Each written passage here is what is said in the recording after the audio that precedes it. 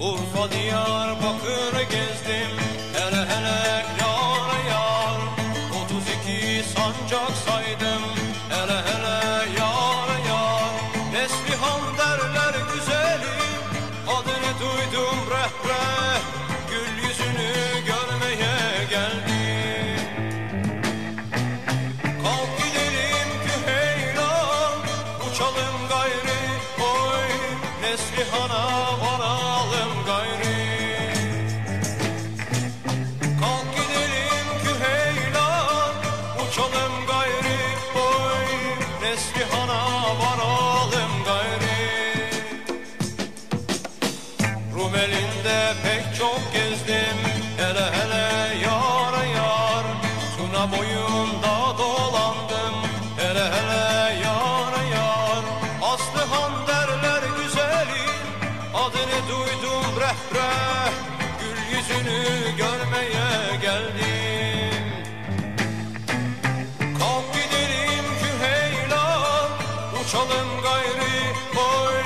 Aslıhan'a varalım gayri.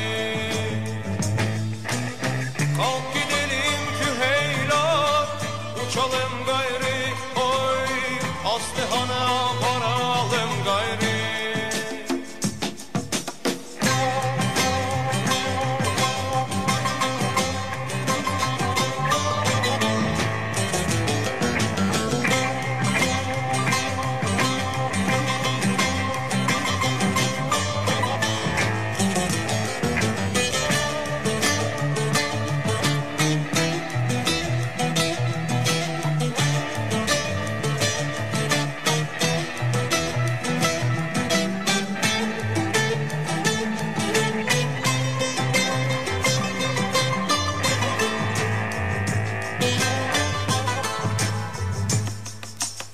Aslıhan'dan, Neslihan'dan, hele hele yar yar.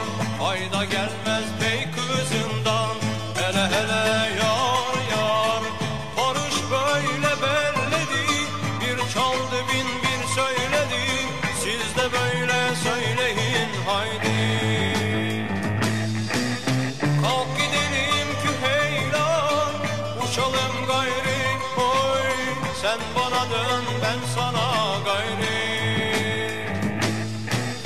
Kalk gidelim Küheylan, uçalım gayri oy. Kendimize